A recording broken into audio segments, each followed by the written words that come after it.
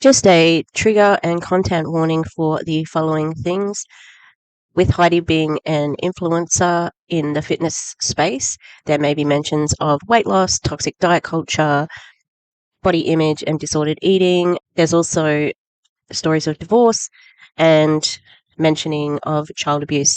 If any of these issues pop up for you that are triggering, please take care of yourself and click out of the video and just make sure that you are listening to what your body's doing. And yeah, thanks.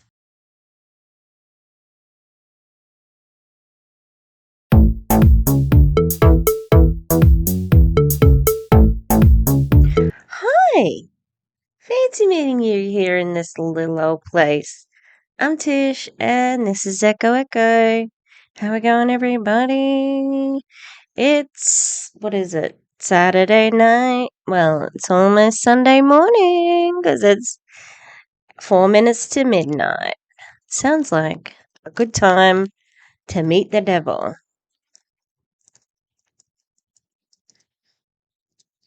Getting ready for the Monate Live that may have already happened.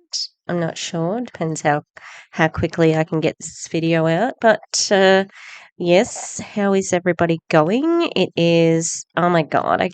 These holidays have flown by. I've got lots of work to do to get ready for work. Next week is just like no students, and we don't start until I think Wednesday. Yeah. And the puppies are going to the pet store to hopefully get sold. Um, little cuties. Yeah. So, and Willow will be going to her place because she's already got a home. Yeah. I'm gonna try and make my introductions a little bit snappier. That's going to be my New Year's resolution. Quicker intros. Boom. Something attainable. Oh, my poor old skeleton. No, stop eating my skeleton. He's doing the splits. All right, so we're not here. We're not here for what's it called? Anti-MLM. Now, I will try to work out.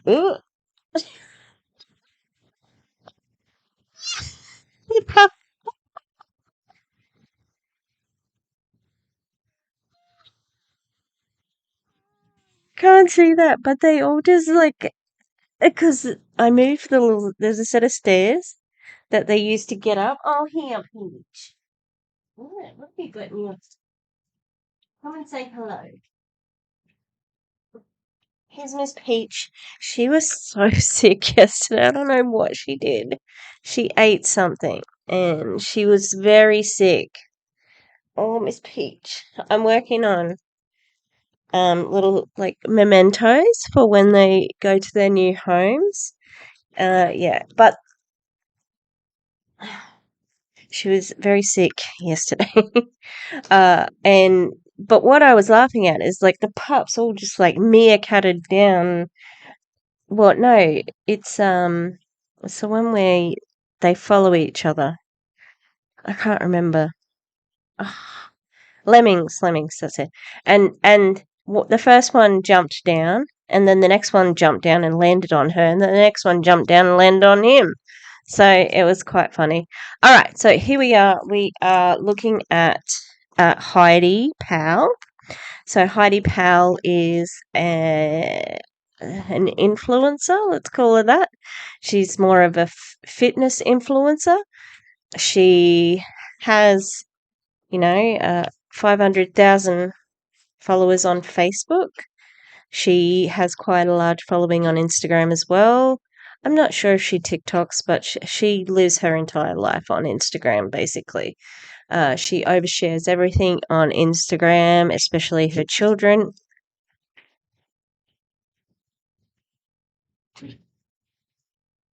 The stairs are in a slightly different position, so everybody is adjusting to that.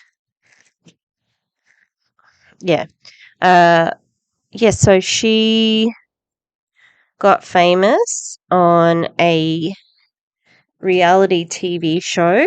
You know how they used to have Extreme Home Makeover?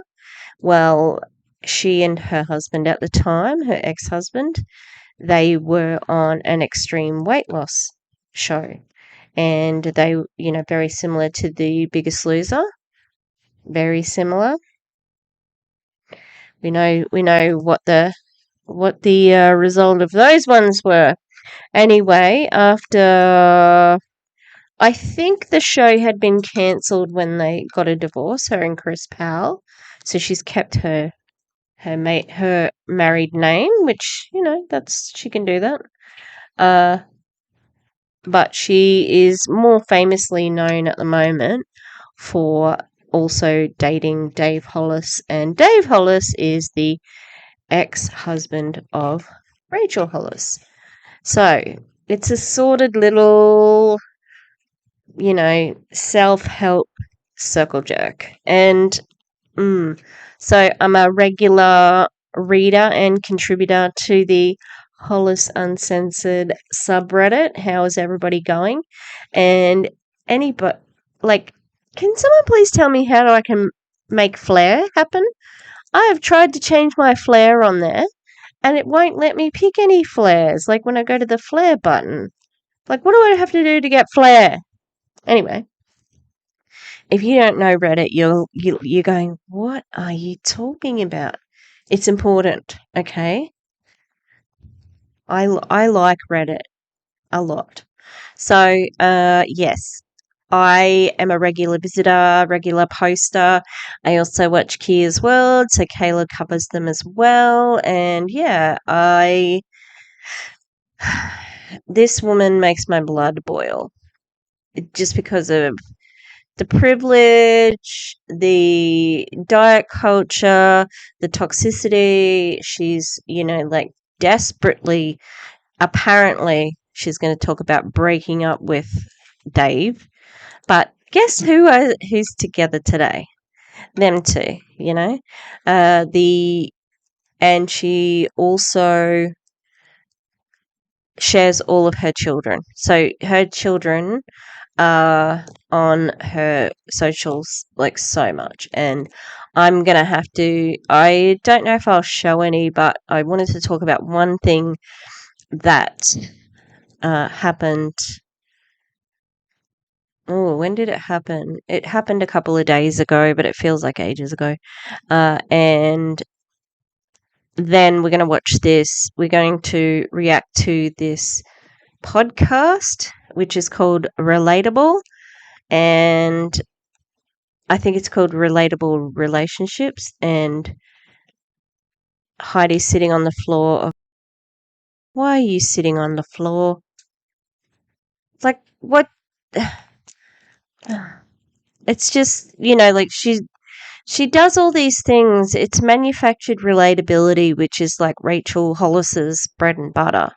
Look at me. I'm just like you, sitting on my bedroom floor. I'm just a mess. Blah, blah, blah, but it's all so contrived. And I'm done. I'm sick of it. So I first covered her and Dave around about so she has been running these 60-day fitness challenges. And in the 60-day fitness challenge, she picks a winner. And the winner gets to go to her house, because that's not parasocial weirdness, is it? And she and Dave did this big hoo-ha with rings. And, they were the type of ring balloons, sorry, it's like rings. Ring balloons in the opening of the last challenge. And they were engagement balloons, absolutely, or wedding balloons. And Heidi's like, no, they're just anniversary, because it's the anniversary Get Fit challenge. And anyway, they had a free boot camp and a pre-week look, I love Kia's World, but when they they say pre-week differently with a W instead of an R, and it sounds like a baby, and oh my god, I hate it. I'm sorry. I hate it. Drives me nuts. Anyway, then they have the challenge, and the challenge costs $250 for 2 months, and it is well out of the reach of a lot of people, especially when you can pretty much find a free group to join. And so, what she's been using these free boot camps for is a funnel to the Get Fit Challenge. And a lot of people, like I joined the group, but it was so depressing. It was so depressing because so many people were it was like they would put essays of their life on there. She doesn't care. She doesn't have the time to read it, you know? And they were pinning all their hopes on her. And she's a flake. Like she's so unorganized. In her first Zoom, which I have downloaded and haven't watched, but in the first Zoom, she coached, just on the fly. She coached someone over the Zoom, and then that was what her pattern. So she's like, "Oh, people like this," and she wouldn't have had anything organized like that. It's all just, you know, on the fly, accidental. And these people are like, we think she's great. She's our cheerleader, blah, blah, blah. I'm like, no, she wants your money. She just knows what to say to manipulate you. That's it. She's a master manipulator.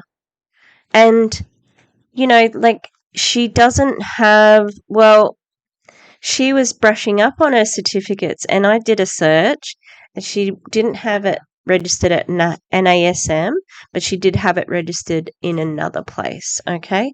But she's not a qualified dietitian, a registered dietitian, and no one on her team is a registered dietitian. She doesn't have a registered dietitian on her team. She has something like a nutritionist or something like that. Okay, she might be able to do the personal training, but she can't do diet, and she can't do the mental stuff. She doesn't have any of those qualifications, and you can't use life coach as accreditation because life coaches are not like formally accredited as anything. Anyone can call themselves a life coach. Anyway, if we're judging by her life, God help you, And she also has, she'll come on, I don't even know what day it is. Oh my God, I forgot to eat. So she does these things. She's got very, very disordered eating. Like anytime we talk about her, we're going to have a warning of disordered eating. I need some sweetness. Anyway, so the fact that now, the other thing, the last time I did the video, so my only other video, she had she had said, "This is my last challenge. I'm not doing anymore. We'll go out with a big hurrah and have a mastermind. $5,000 some people paid to be a part of that. And we'll have a big event at the end." Anyway, lo and behold, just after, I don't know what, no, it was after Christmas. So she had the kids. After the kids left, she's like, "Right, challenge. We're doing a new challenge for New Year." Everyone's like, "Oh, of course. I thought the last one was going to be your last one." No, I love doing it. I love doing it. Even though when she said that was her last one before, she said, "Oh, it's so much work for my team." Anyway, so she'd been flogging it. Like I said, she started the boot camp again, and now people are starting to sort of sign up for the group, for the challenge, and she's just got the same people that she always uses, including Dave, who also has no qualifications. and his qualification is the captain. That's it. Like, and the thing that I hate the most about the whole challenge, the whole community, is that they sell the community. That's part of the challenge, that they sell. But she doesn't provide the community. The people in the community provide the community. Like there was a time there where Dave was just using it as his way of coping, because they would tell him, positive things, and it was the only place he could go where people would be positive about him. So he really needed it, and he probably stayed with her for extra time than he needed to get that sort of validation from them. So, all right. Okay, so this is where it started the other night. Did anyone else see the rest of this saga? The fact that she posted them is ridiculous to me. So one of her sons, Mum, I have a video. I need you to help me take it viral. So in the video, there was a whole bunch of her boy is 17. What does this one say? And they were driving, and they had a whole bunch of like cups of water, I think, and they went over a bump and it spilled like hundreds of cups of water. Anyway, she was like, whoever's car that is, their mum's gonna be like crazy. And not realizing it was her car. I mean, it's his car, her car for him, you know. And yeah, she basically live broadcasted the whole thing. Yep, they just dumped water. She was filming it and laughing and laughing and laughing. So I'm just looking. So another kid was driving the car, because you could see that M was seated in the back. And usually when somebody's got their fresh learners, you don't get to have anybody else like driving. Did he realize? Like, it is a cry for attention.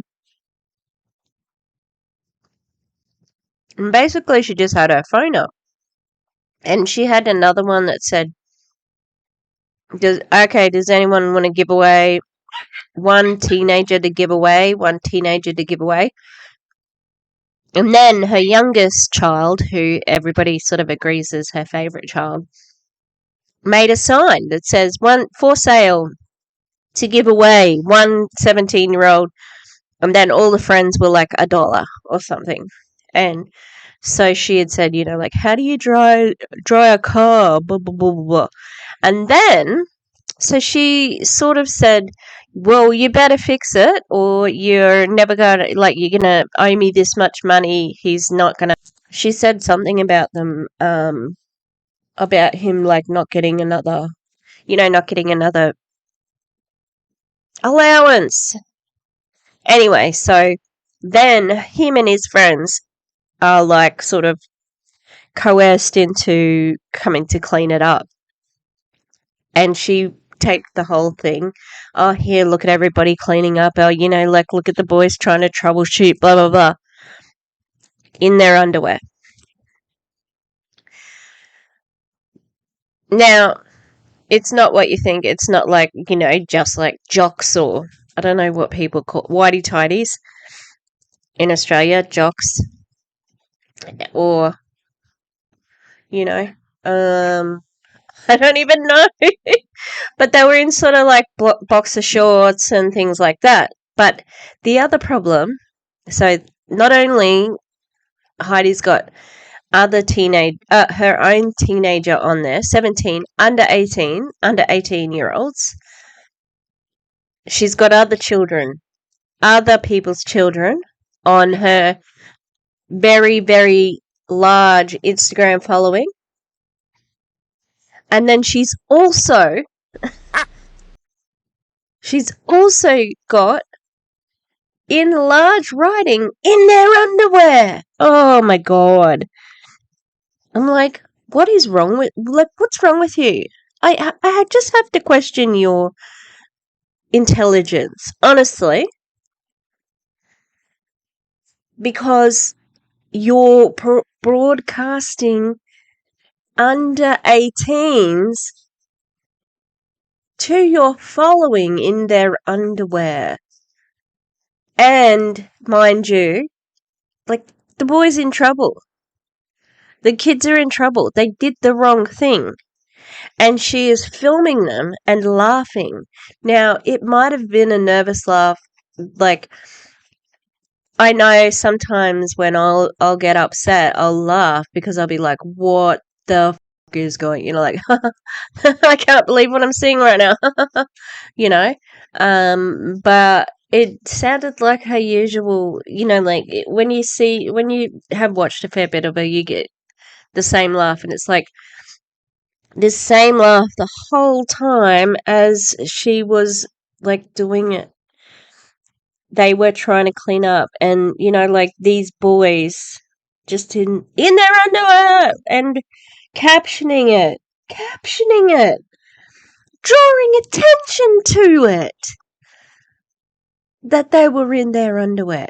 Oh my god, woman. Anyway, oh, is that that's my that's my comment, in their underwear. See, I told you I was upset. We get it, Heidi, but also, why the F are you putting children on your IG in their underwear? I have to question her intelligence at this point. That's what I said. Oh, there's a picture of them. So you can see, I'm a freaking no. Also, someone's mum's going to go ground after that premeditated tidal wave.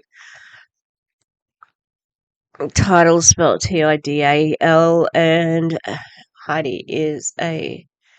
Oh, that's him. Oh, no. That's her account. She's reposted it. Tidal. She's a native English speaker, so she should know how to spell that. And then so she did. The fact she actually posted them in their underwear was what the f to me, though. Absolutely.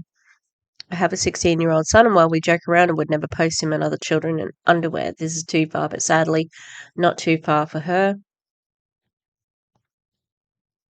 I'm so stressed out by this underwear situation. How many times she mentioned they were in their underwear? Ma'am, please stop. Yep, exactly. If she didn't mention it, no one would have noticed. Yeah, because they were like, pajamas. Like,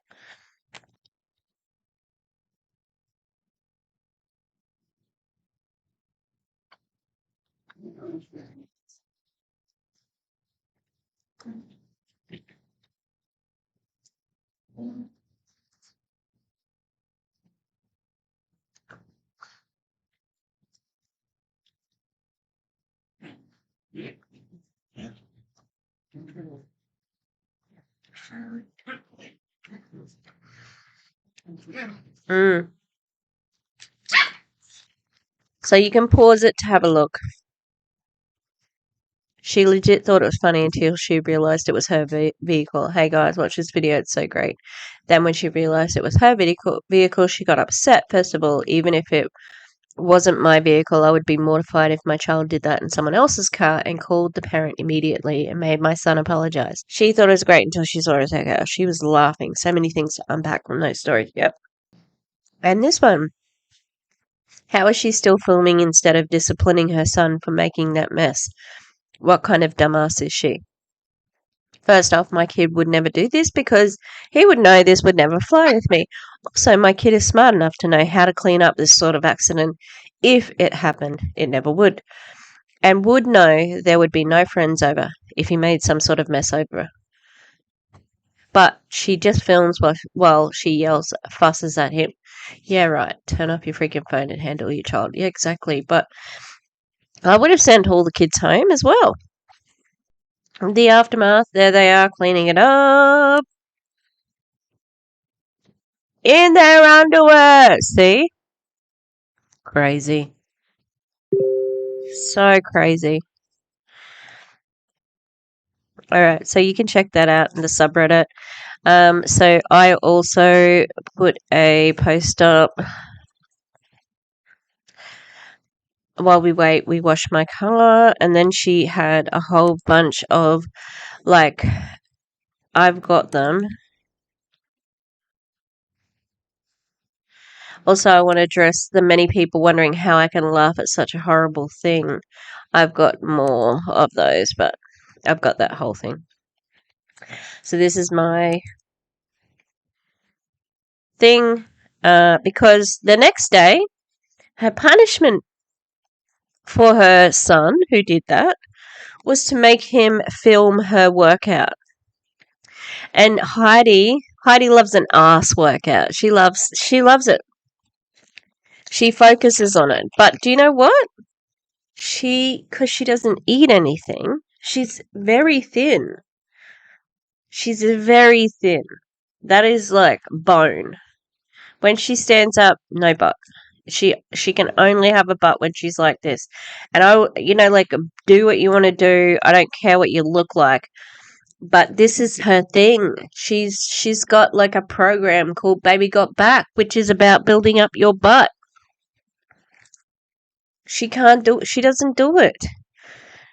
Anyway, so it says, and he filled in as my videographer. The around the machine move is a little rusty, but it works, and this is a reverse hack. And now a whole bunch of people chimed in and said that, holy, 18K views.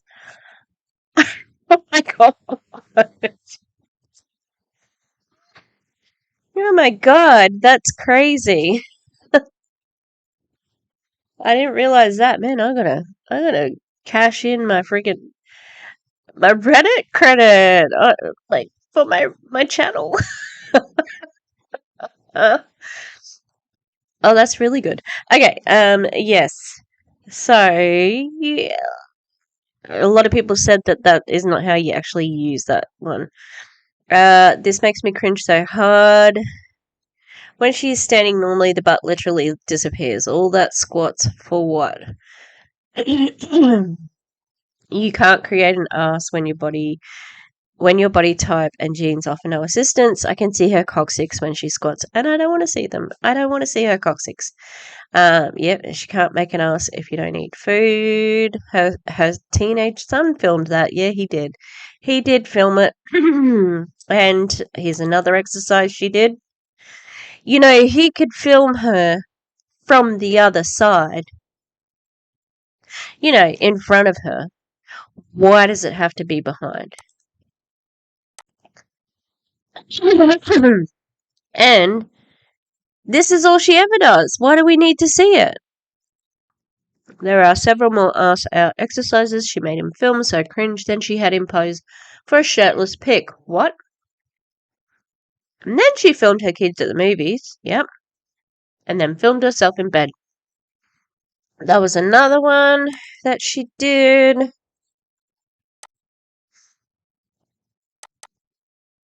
Oh, this is part of her justification. I realize for me and my kids, not for you and yours, because each to their own, and I respect that.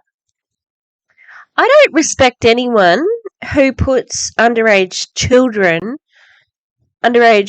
males who are almost adults, okay? Underage children in their underwear on their fucking public social media when they are an influencer. And there are things that are worth losing my shit over, and there are things that are not, knowing that my time with teens and kids will come to an end much faster than I want them to. I've decided to find joy in every single part of the journey, including letting them be teens and learn hard lessons. Like, it costs you an entire night and all the money to fix what you broke when you do stupid shit like you did last night, Em. She's been on this a fair bit, like, these are my last days, oh, these days are gonna end soon, oh, like, yeah. welcome to motherhood. What a lot of people have done. You know what I mean? I don't want to look at that one just yet. I'm gonna have a look at some more. I think this is the yep, the super hack. Um, M is already feeling the real consequences of his actions by way of fixing what he ruined at any cost. At any cost. He doesn't need a mom who can't control her emotions on top of that. What do you mean? Like, and for my kids and for me, anyone screaming and yelling only signals that we can't trust that person. It only makes me and most people I know begin to hide behaviors, lie to avoid punishment. You don't have to yell, but don't laugh. You can be stern.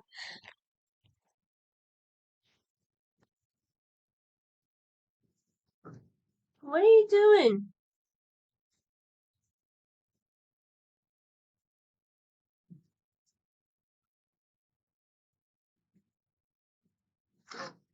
You can be stern. You can be firm. You can be disappointed, but laughing and filming them, nah. So for me, my kids and my relationship, I try really hard to be a safe space. You can be a safe space without laughing. I would be more I would be sort of more inclined to not tell you things because you put them on social media.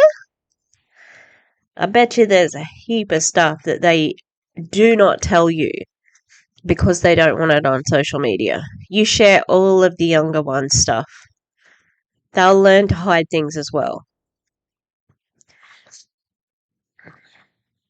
And when he really mess up in the real world, they can come to me. The subject verb agreement.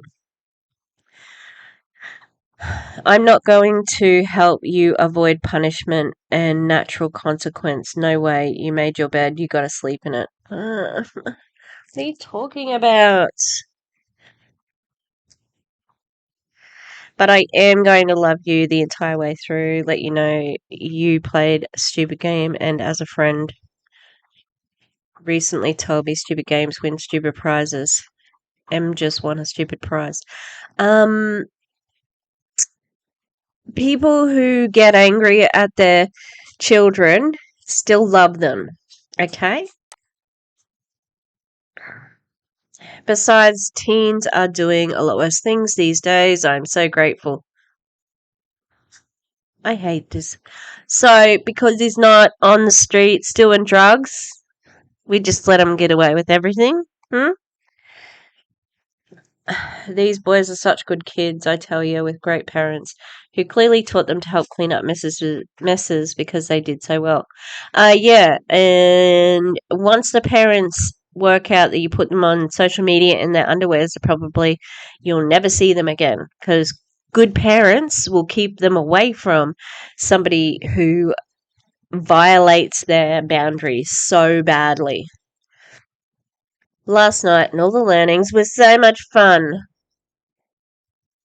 I haven't read that. Oh, she's terrible.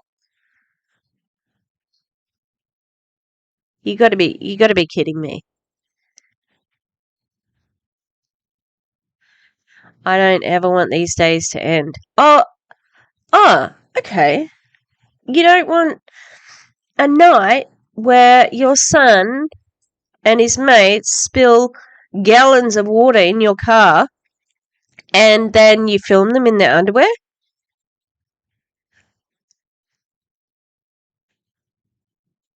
That's the type of nights you don't want to end. P.S. This song, Tell the Truth, I don't care about the fucking song.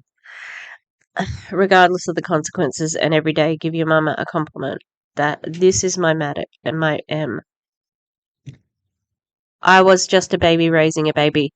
No, you weren't. No, afraid not. You're 40, he's 17, you're 23. That's not a baby. Still am. No, you're not. Oh my god, you're not.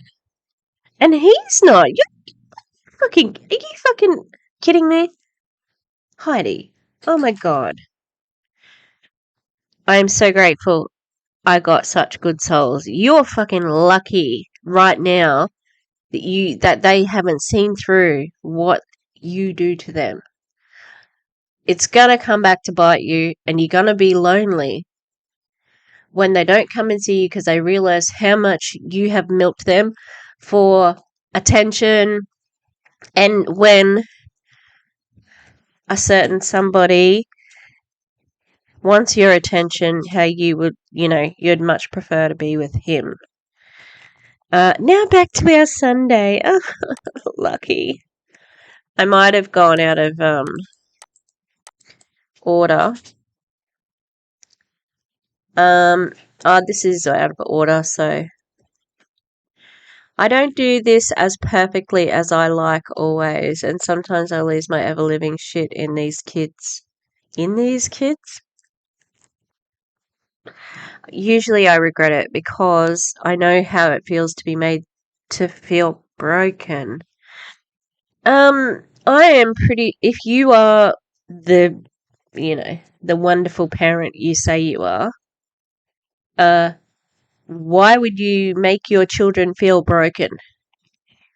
There's ways of disciplining your children without making them feel broken. Anyway, Heidi Lane Solomon Powell, know in my heart of hearts these are all experiences we'll look back on one day and laugh at. You laughed at the time. Why not laugh now? Because hey,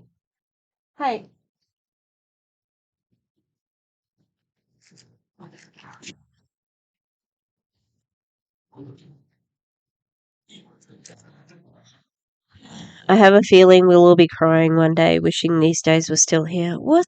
What? Why is she facing mortality every day? She had Christmas with her grandparents and cried the whole time because she's like, these are the best people I know. How did I end up with the best people I know? I need to be better. I need to do this. It's just all so. It's too much. It's unbelievable. And it's infuriating. Like, I don't know why. Sometimes I feel like, what is it? Like white women eating crackers? Like, it's where you get, like, upset just by anything she does. And it's true. But everything she does is so contrived. It's all a layer of attention, attention, attention, attention at any cost, including her children, especially her children at the moment. So this is what she did. Even though it's got a filter on it, shirtless son. And, she's shirtless as well.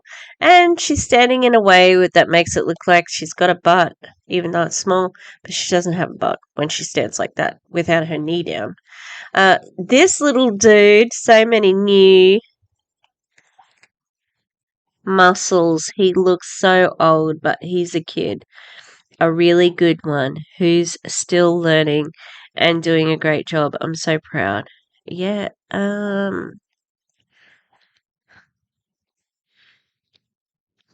she just sucks. I didn't expect to talk for so long about that. But I was just like flabbergasted. I just couldn't believe what I was seeing because, like I've dipped in and I really enjoy. And Mac is the other person who I like watching Heidi Dave stuff, especially the breathing exercise. Oh my god, dead. I was deceased. I think we all were. Yeah. So it was just ridiculous. I cannot believe like James Charles is just in trouble again for talking to a straight guy. And it's like, like how many chances? She's showing us who she is. All right. When people show you who they are, you have to believe them. She has shown us who she is over and over and over again. It's ridiculous. All right. We're going to watch this podcast now. I'm going to put it on faster. I spoke way too long about the children. All right, we'll see how this is. She can be pretty high, so like quick. My ex and I, we do family dinner every Wednesday with our kid, and we do holidays together, and all of that. We probably spend, well, according to the women who he takes on dates, we spend far too much time together. So, oh god, I'm already annoyed.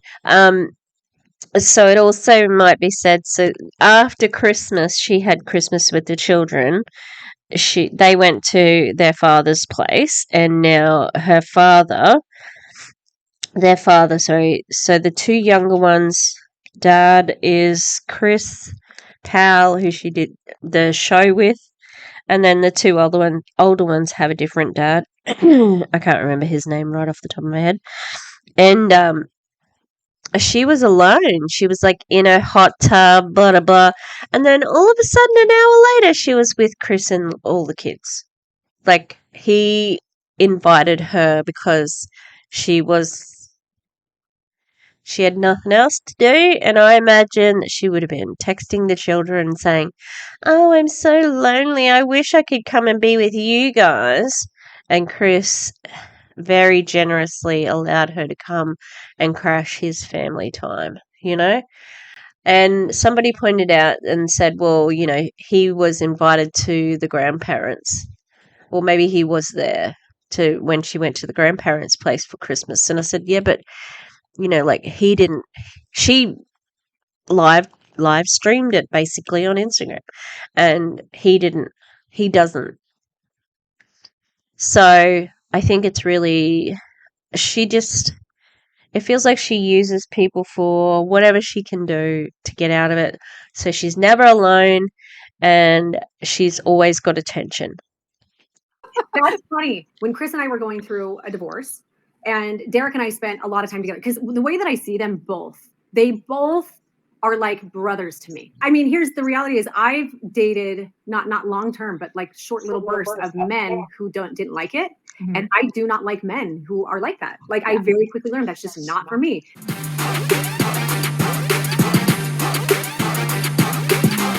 This is Relatable, Relationships Unfiltered. Hey, welcome to Relatable, Relationships Unfiltered. Today I'm chatting with Heidi Powell, a transformation expert and self-love coach, about something that's not very common, but that we have in common: staying friends with your ex. Take it from us, this can get a little tricky. Hello, Heidi. Hi. Recording is live. Recording is live. We are doing it. Thank you so much for coming to hang out with me. I reached out to you on Instagram. So a little backstory. I've followed your story in the sense of your breakups and you staying friends with your exes, though, and that being so incredible and so not common. And I got divorced about 3 years ago, and he and I are best friends to this day. And people ask me about that all the time, and they look at me like I'm crazy all of the time. And so I'm like, I've got to get some. You know what? I've seen a lot of people become friends with their ex. I think it's more common now than ever. I think that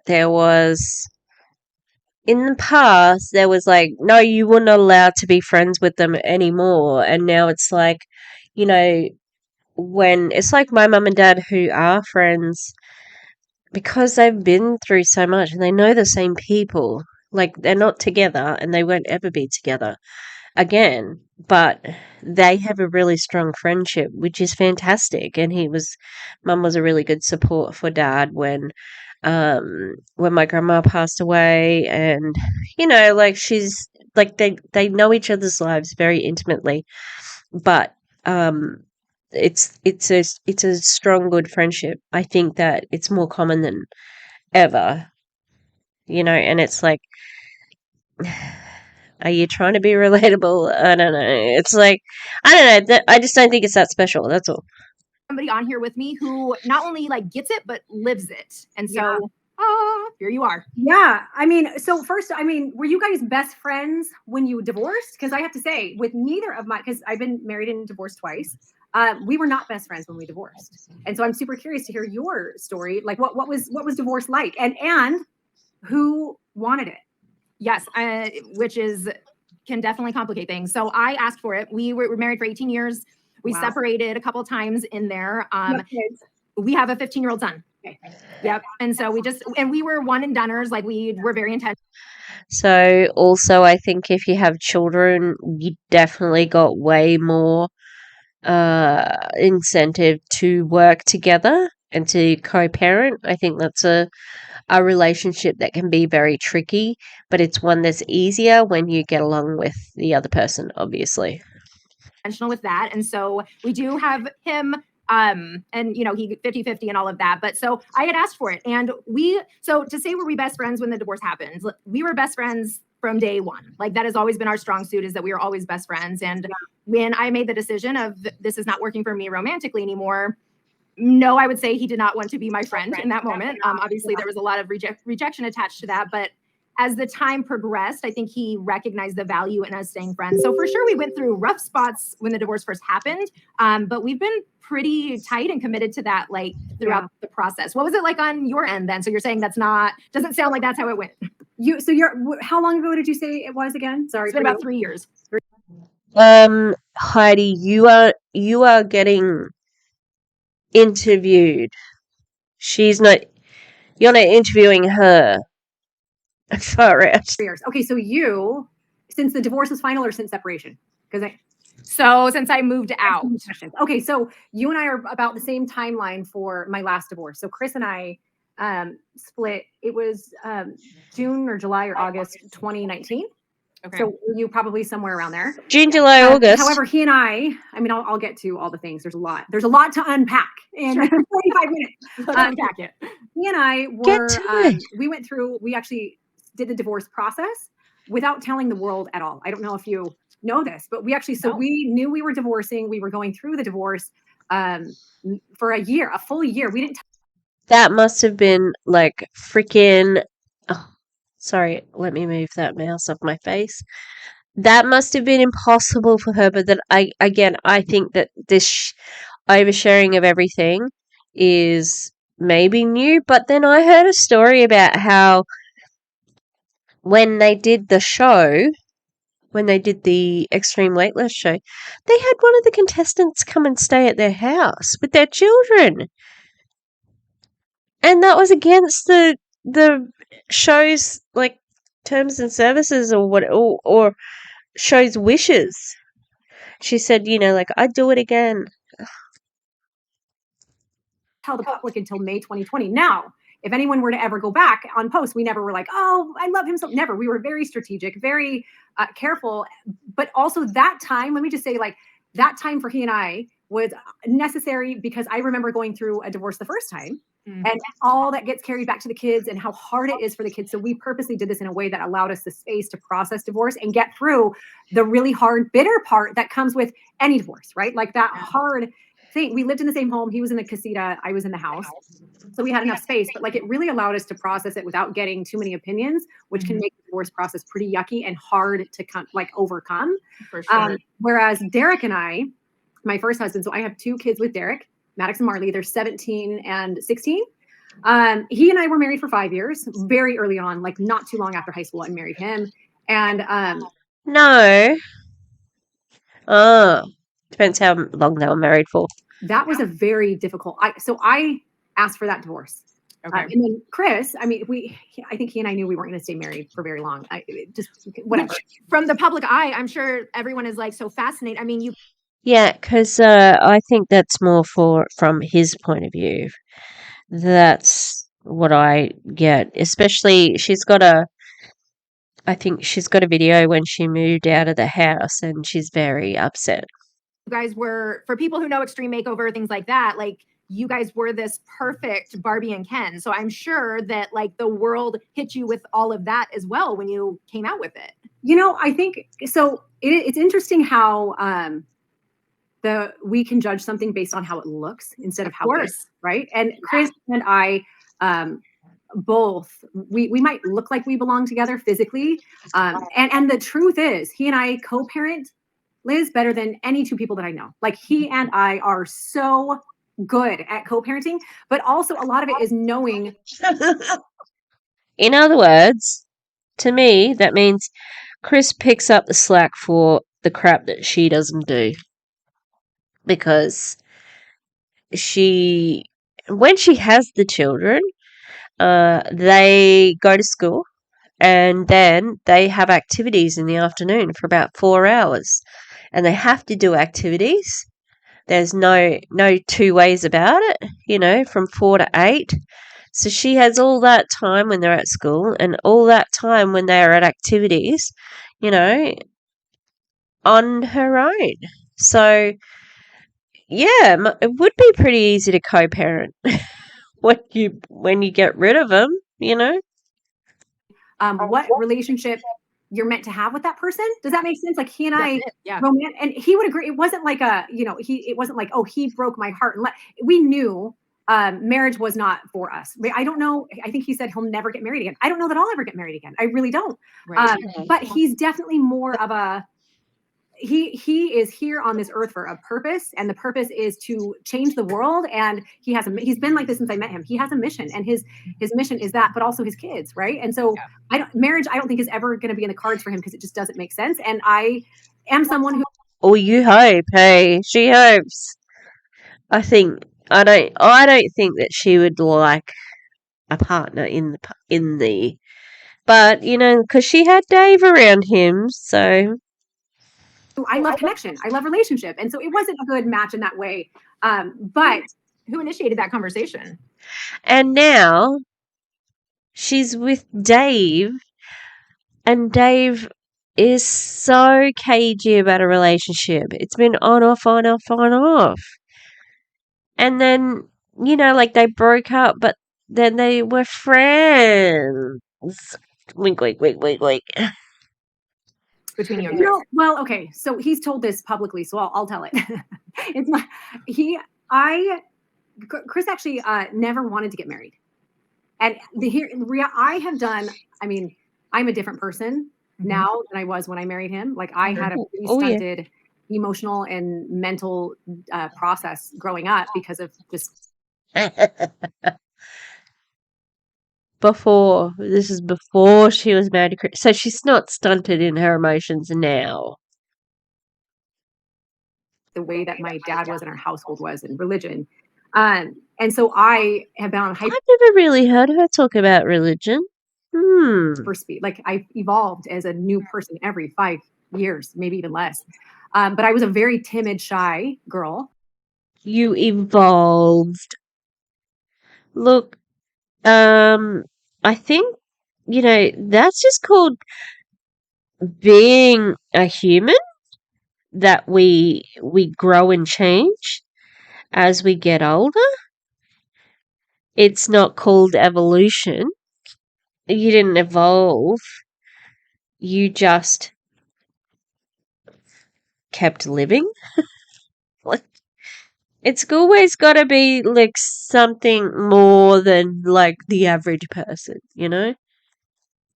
When Chris and I met, and I wanted his love so bad. I would have taken anyone's love. And I'm so lucky. I tell Chris this all the time. Like, I am so lucky I found you, because I was a really insecure, didn't know who I was, kind of a human at that point.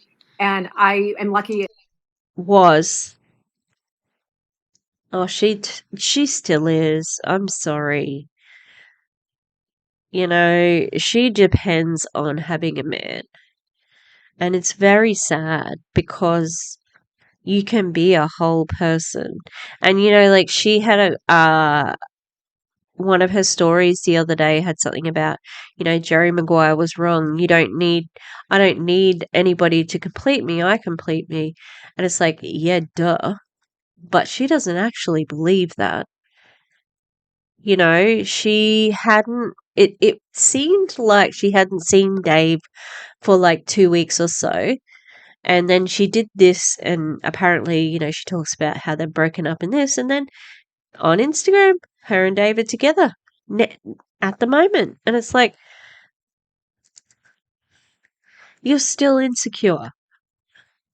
Like that your love was the love that I worked for, and that together we built these amazing things because of it. And because of his example of dreaming and creating and not taking himself so seriously and being careless on camera, like I learned how to be the best version of me, so he did not want to get married. However, I mean, that's your opinion, the best version of yourself. And also, did you slap one of the contestants? I don't think anybody who was like quiet and insecure would slap a contestant on a weight loss show. he has always known he wanted kids. And I was like, you're gonna have to marry me if you want kids. I'm like, great, I'll get the guy to marry. Because I thought I could make him a hopeless romantic like me. Like maybe if I just show him. But it's just like he and I, it was kind of like putting a, what do they say? Putting a square peg in a round hole. No, I don't even know. Yeah.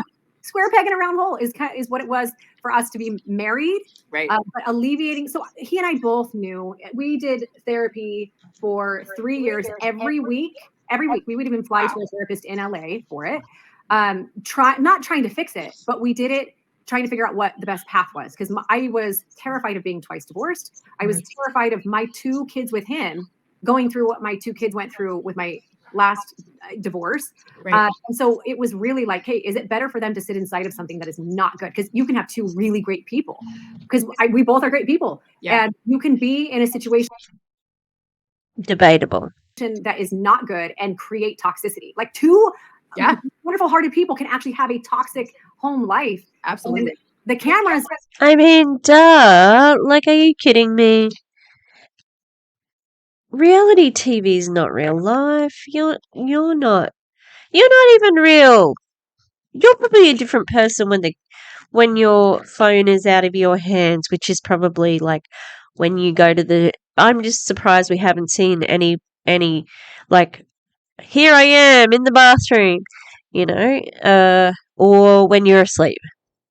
But even then, you pretty much have your phone with you. Don't always catch it, right? Like, right. And it sounds like a big part of it was that your emotional needs probably weren't being met because of the differences in your guys's, the way you show up in that way. And it sounds like he was really focused on his goals, changing the world, and you really crave connection. And I talk about that all the time. When our emotional needs, when our deepest needs, right, aren't being met, we show up as the worst versions of ourselves, no matter how great of people we are. And so it sounds like that was kind of, you knew it was, I put on Instagram before, like, the wrong environment will always make us feel like there's something wrong with us. And it sounds like that's kind of what was going on. Interestingly, halfway through his and my marriage, we just started growing separate. We both were growing. And I actually think I became my best version of myself in that. It was also the hardest part. Which is what made it easier when he had decided. It was like, okay, I kind of knew, and I've been prepping myself for it, right? I remember him saying, and he said it on a podcast, he hated who he was inside of a marriage. I did not hate who I was at all. Sure. I didn't like the situation, but and this happened in my first marriage too. Inside of in your marriage, you don't need that many words in there. And also, like, were you the best version of yourself then, or are you now? Because I've heard you say both. Yeah. I didn't love the relationship that my first husband and I had, but I can find happy anywhere. And I think that that's part of, I was an abused child. And so part of being an abused child is, even when things aren't good, only being able to see the good in it. Okay, so no trigger warning. Thanks, Heidi. I don't know how many videos I have watched in the last freaking 2 or 3 weeks where people talk about abuse without a trigger warning. And they are generally older people. I'm 45 and I know to give a trigger warning. So can you please give everybody a fucking trigger warning before you talk about things like that? Now, I knew this was sort of coming because I saw some of the comments on the on Reddit, but she doesn't expand, which is good because I don't want to hear about it, and that's what this podcast is not about it. But it seems like I just dropped that in out of nowhere because I don't know if she's discussed it before, but it doesn't seem like it because people are like, "Who abused her? What is she talking about?" I know she had trigger warning. We're going to talk about things to do with toxic diet culture and body image. She had an eating disorder. Okay. So, yeah. And, like she was in a family that were very high achieving, everybody, her mother is stunning. She looks very young. She, they were exercise people. They really did have to be active and thin and all that sort of stuff. So there would have been a lot of pressure on them to do that. So I wonder, it's just like maybe she's ready to talk about it now, and that'd be great. But when you drop it in like that, it just doesn't seem very, I don't know, like organic. Like it seems a little bit, I don't know, contrived. and like thinking that it's good, right? And then when I step outside of it, I can be like, oh, okay.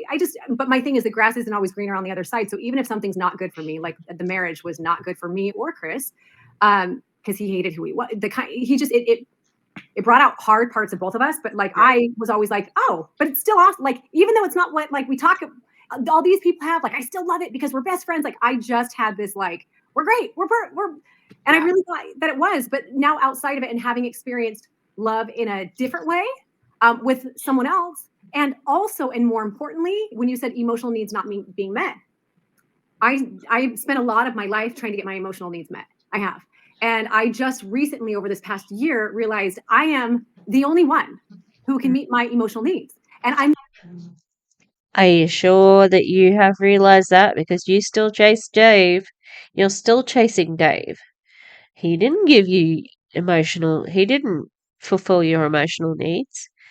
He was very, very inconsistent.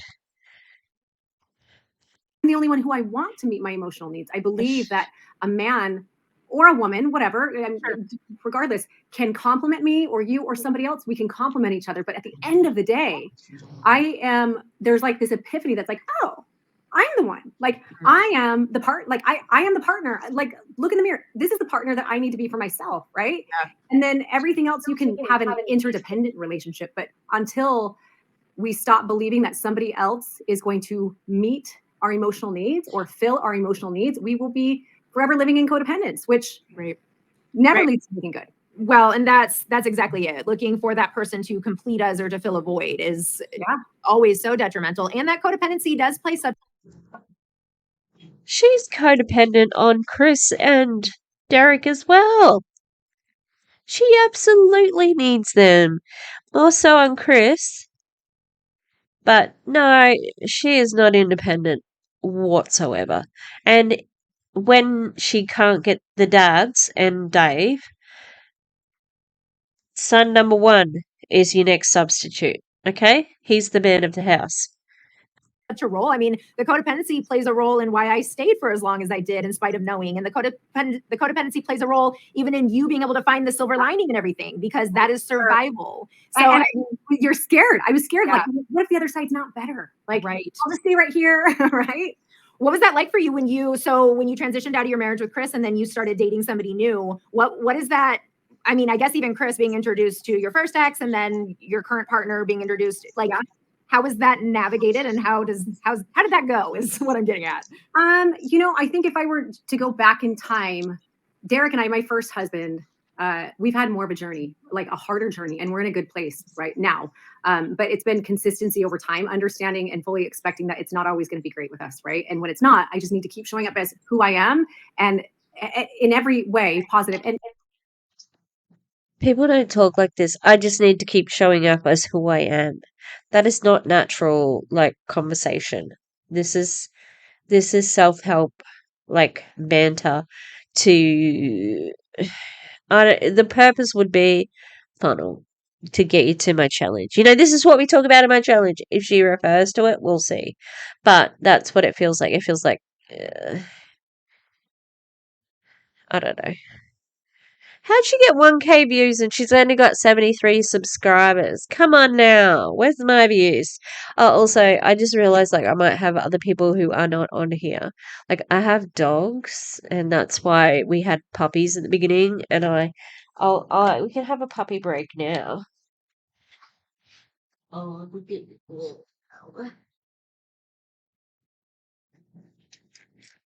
This is Willow. Oh, Willow. Willow's actually our very first tan puppy. I've got 4 dogs.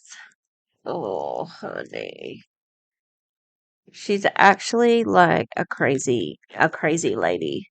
She's so full on, and she just like tries to fight everybody, and she's very aggressive. Look at this little snuggle. Oh, she does, Winnie. Now put it back.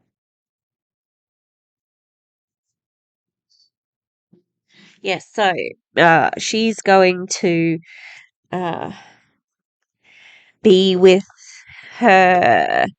Well, he's sort of like half brother. They've got the same dad, and so his name is Cujo, and he's also really nuts. And they're just going to be a handful for Colleen. And I know what you're thinking. There's Colleen. uh, yeah, Colleen is a friend who is going to take ownership of young Willow there. So, dog lady, me. Anyway, let's keep going. We'll come around. There were some more issues. I probably shouldn't go. I don't want to. No, totally fine. Yeah, I don't want to. But air all that out. Yeah. And there, I mean, I will say, You're on a podcast about relationships. What else are you gonna fucking talk about? like even through that though, there's been so much growth on everyone's part beyond it. But it was he had a harder time with Chris. There was no affair, so it's not like that. Yeah. Anything like that. He had a harder time integrating into. I don't think he and I started getting along until I had a child with Chris, and then we started getting along because of some things he was going through that kind of allowed him to kind of let down his walls, and we created more of a friendship. But and then he and Chris became friends, right? Like you friends, whatever that looks like. Like they were able to. Chris was really good in the middle. Yeah, 100%. Like Chris is he wants everybody to get along always, right? And which is such a good thing, because I think a lot of people in that situation, like the new man, would be super possessive of the, Chris is like someone who's like, let's figure it out. So it really did work well, because I think if Chris would have been someone who was more of an alpha or more intimidating, Derek would have had a harder time. Chris would have and there was none of that, right? So Chris helps soften any part of Derek that might have had a harder time with anything, right? Now like from Chris to current,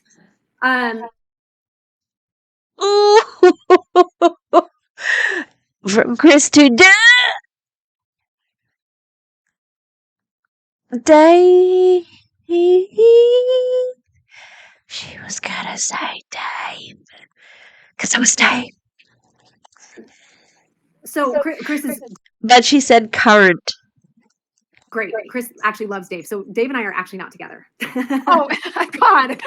I'm so sorry. Yeah. Let me air out all of your trauma here, Heidi. The thing is, it's going to come out at some point. It's just one of those things I don't necessarily feel like I owe it to everybody to say. I never confirmed when we got back together. He and I have broken up 4 different times, right? Okay. So it's like, but he and I are great friends. Yeah. Distance is hard, and we'll get into that, if we want to a little bit. But he actually still works with me, so there's still a connection with Dave and I. But Chris has been the greatest with me dating somebody new. I will say that, like the greatest. And I think if it was anybody other than Dave, Chris would not have been.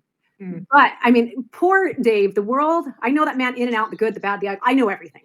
Right. The world has a perspective of him that is really inaccurate and really sad, and it's actually awesome to see his resilience through it. But Chris has Chris has loved him from the moment he met him. And that's great. I'm glad they're bros. Like Dave needs male friends because females. He just seems to rely on females to validate him. But sister,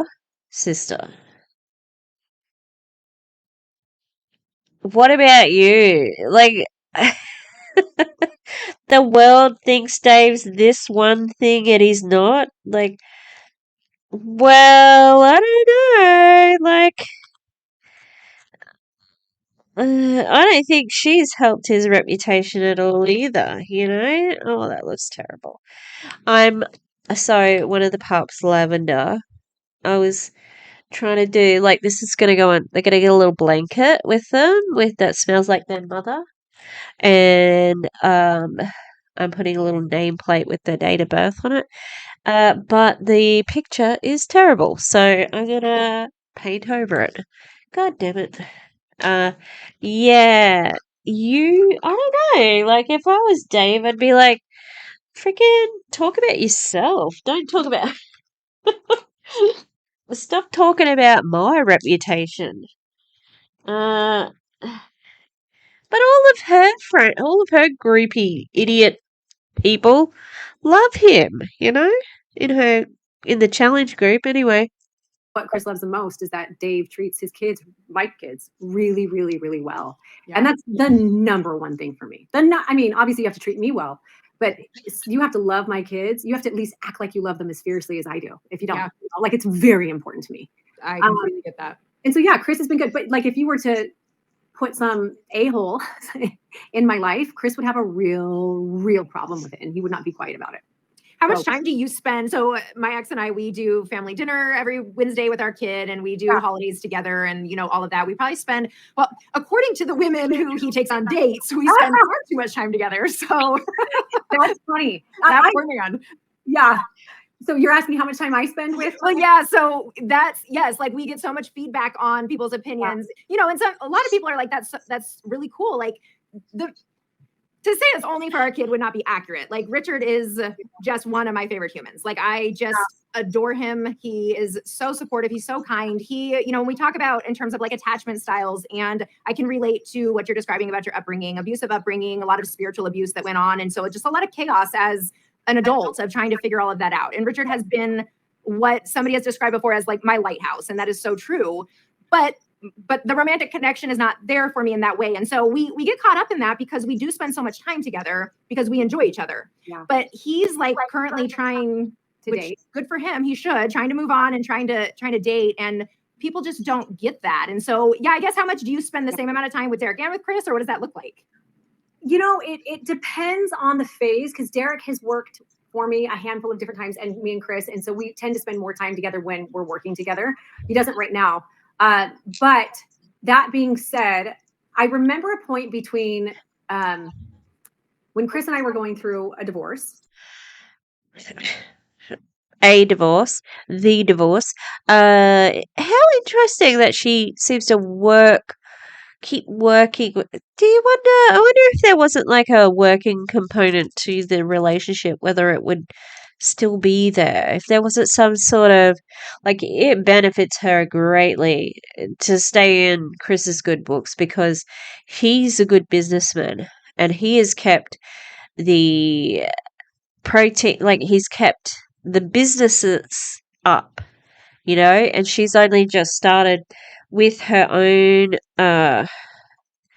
app quite recently, you know, like they really, yeah, like it's interesting that she keeps them on for that sort of thing. It does feel like she is still, it's like a, you know, it benefits her to be in the relationships and remain with them. And same with Dave, because doesn't he own her house or something? And Derek and I spent a lot of time together because the way that I see them both, they both are like brothers to me. Like there is absolutely, from either of us, not from Chris and Derek to me and me to them, there is zero sexual attraction, zero.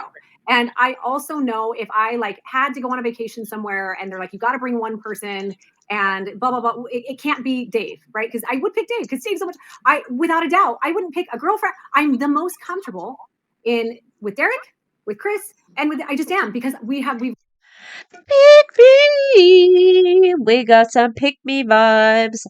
Anyone? Hello? Hello? We got some pick me vibes happening. Heidi, broaden your circle. You have female presenting people in your business. You can be close to them too. They can't be your challenge people because that's parasocial. You have influence over those people. Yeah. And you said you broke up with Dave.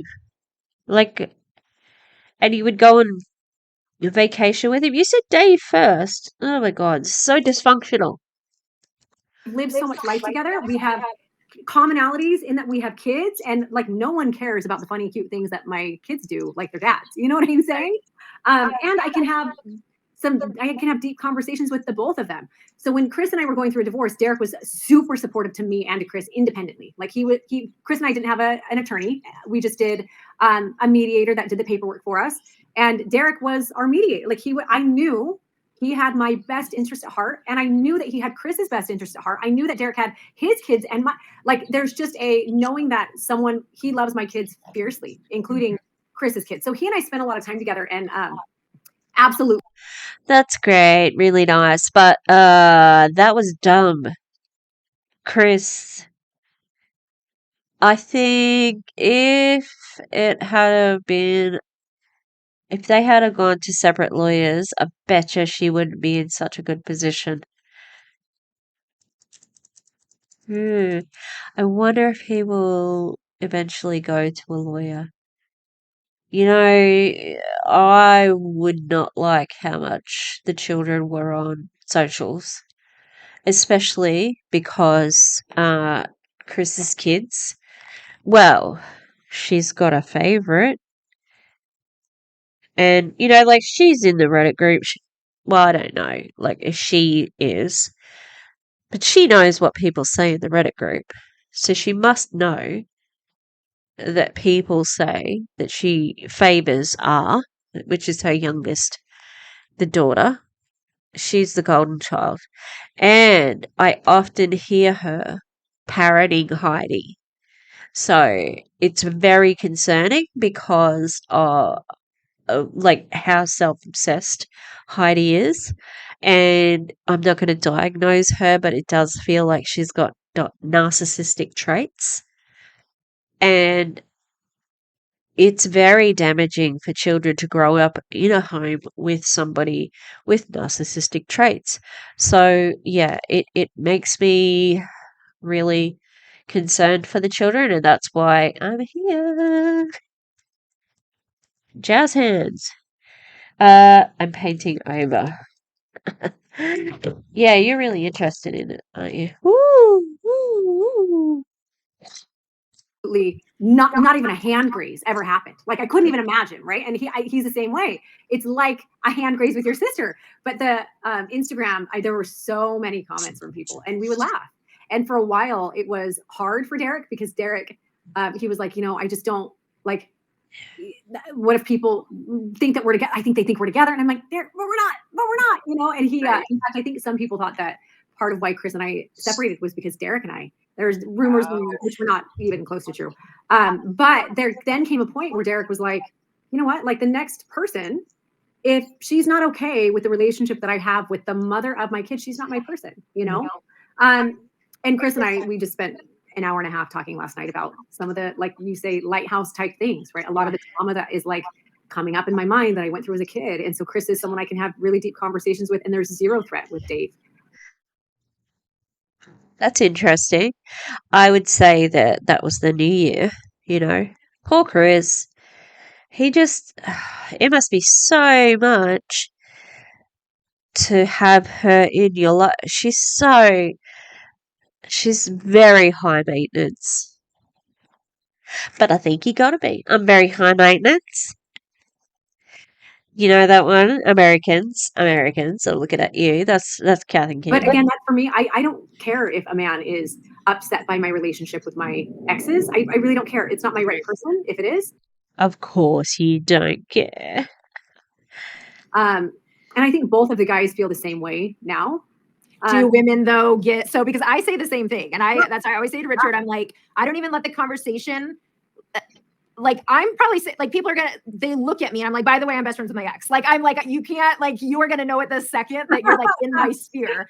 But for him, obviously, like he gets a lot more pushback than I do. Also, I'm not trying to be in a relationship, so probably that's why it doesn't bother me in the same way. But do you find I wonder what that's like, Heidi, not trying to be in a relationship. that women are more intimidated? Like, so for Chris and Derek, the women that they do date, do they get pushback about you? Like, even if Chris and Derek don't care, do they still hear it? To be honest, Derek's really only dated one person seriously since he and I, and she and I were good friends. And so we didn't have an issue with that. Like we were really good friends. We still are to this day. And I met him through Derek.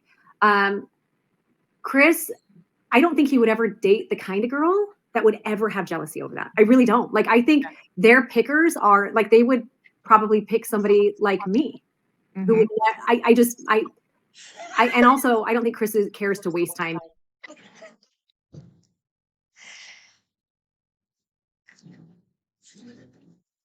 Oh, she thinks she's top shit, doesn't she? Oh, if if he wanted, especially Chris, she loves Chris. If Chris wanted a woman like you, he would be with you. Oh my god. I'm dating right now, you know. I have the best situation. And this is me looking for the silver lining, but I really do because I have two guys who are so devoted to their life and their kids right now. They're not I haven't had to deal with any of that in 15 years. Isn't that crazy? Yeah. Not one bit.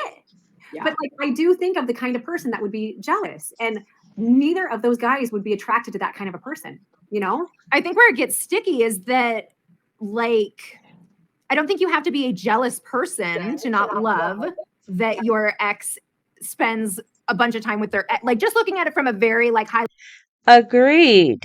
I don't think that you have to be jealous to say, hey, I don't mind if you spend time with your children, but I really wish that you didn't take a call from your ex-wife at 2 a.m., you know, when she's having a crisis and you have to drop everything and go to her.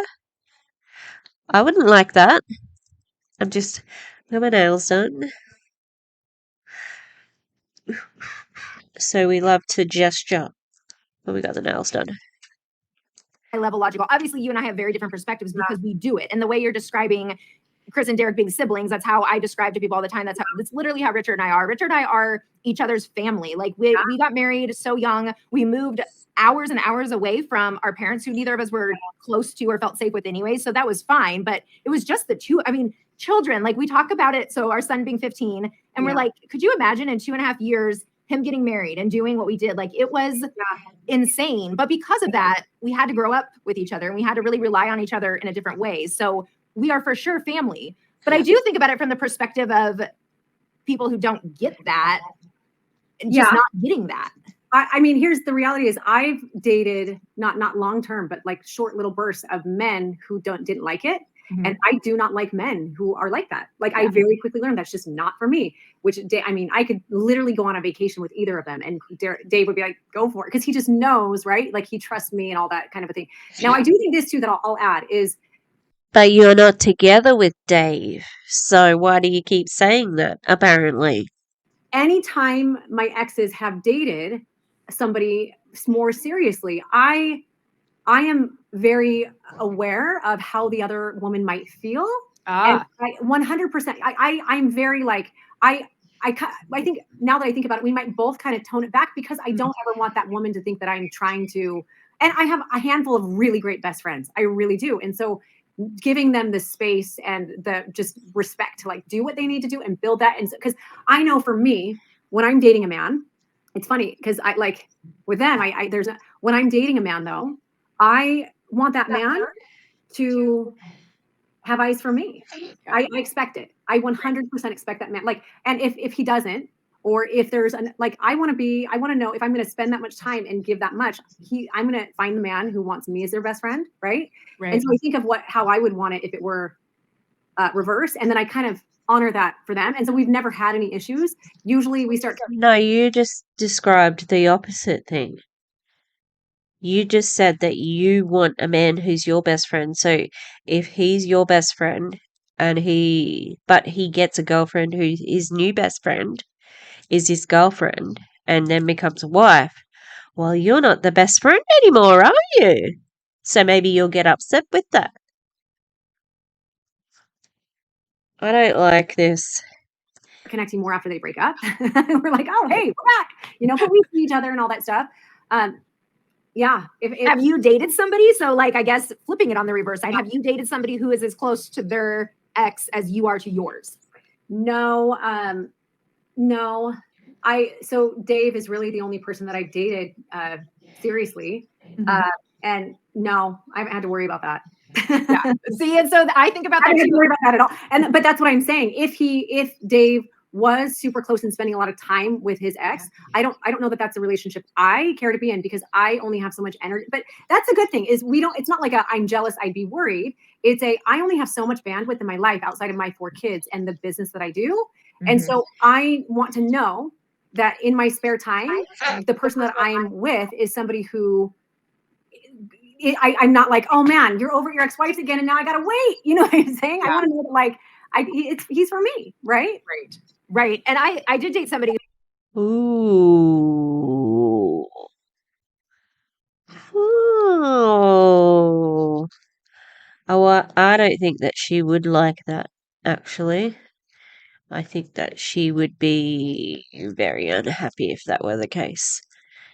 Who they didn't like each other, but they spent time with each other similarly to the way Richard and I do. And I could understand it because I was doing the same thing. And so like I could get that, but I was also aware that I didn't love it. Like just being completely honest, like I didn't love that I was giving up time to your point that we could have been spending together because he is with them. And so that definitely, but I think there's also, so like, as you're saying, trying to be respectful about it, that's something that I try to be really aware of, like on both sides. So as the ex, like you're saying, not trying to be like overly intrusive, but then also having the awareness. So if I am dating somebody and that they have that relationship with their ex, that I am trying to be, understanding of 100% the importance of it. Like I am all for a good relationship, but I guess the best way to put it is with Chris and I, while we talked for an hour and a half last night, we don't just go out as friends ever. Like we never have. Same with me and Derek. While he and I can have a really deep, meaningful conversation about really anything, he and I have never just hung out as friends. I think we have once, and it was in the middle of and it was really awkward to be like, let's be friends and let's hang out. But so I think you spent New Year's Eve and the New Year with Chris. Oh, why does that come up gold? You did hang out with him. Like you have done it in the last couple of days. What the hell's going on there? There must be some gold on this frame. Yeah. Yeah. I call bullshit on this. We have a really good relationship, but I wouldn't say that it's like I'm gonna go hang out when I have a boyfriend, right? It's not that I don't think that's bad. But not bad either way. It's just I don't have that. And I think too, even if I wasn't dating somebody, I would have different male friends. Now I have male friends that I am still friends with, even when I have relationships, right? So that to me is different. Like I have guys that I would hang out with as a friend that are not Derek or Chris, if that makes sense. Right. But part of Pick me, pick me, pick me, pick me. She's a pick me. She's a pick me girl. I don't like female friends. Women's are so bitchy and catty, and I just having male friends is so much less drama. I just, and they all love. I get along with the boys. Like I don't like all the girly stuff. I like work out and go to the gym. I'm just one of the bros. Please. I think that Heidi's life would be so different if she had a bunch of women, strong female friends. Like to compare her to Rachel. Rachel does have a strong girl gang, like, thing. She has a strong group of female friends, and she has not depended on Dave to be there as a support. They co-parent, and that's it. You know, it's so dysfunctional. God damn. I think why there's a relationship, but maybe not I'm just gonna come hang out with you kind of a friendship. I think it allows us it puts us in a place where we're not going to fight over much, which is really great. So we can keep a really good, there's boundaries, right? So we can keep a really great relationship around the kids and all the things with we're not in each other's space all the time, which can kind of annoy people. So we're not as close as you and your ex, but we're really great, if that makes sense. Well, for sure. And me and my ex are navigating recently if we should be as close as we are. So I'm definitely not like promoting it in the way, like it is the way to be. I do believe that there's a gray area. It sounds like you guys have found that gray area. Yeah. And that's Richard and I have been talking a lot about that lately.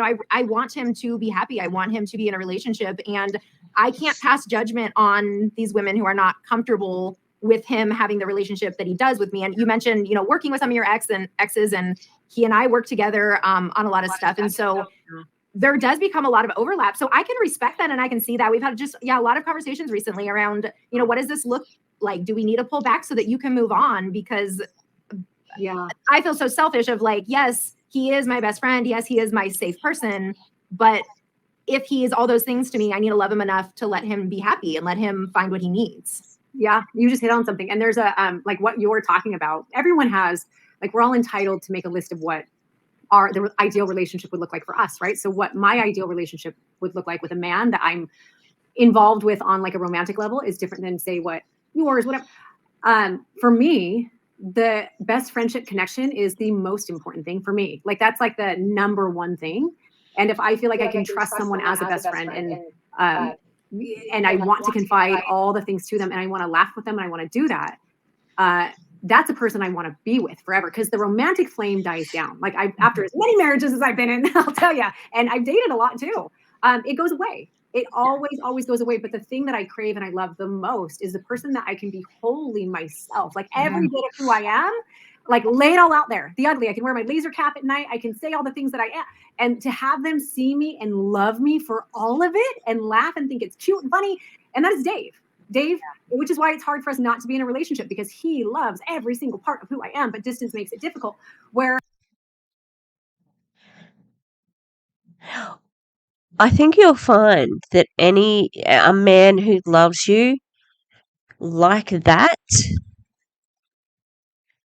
will fight to keep you.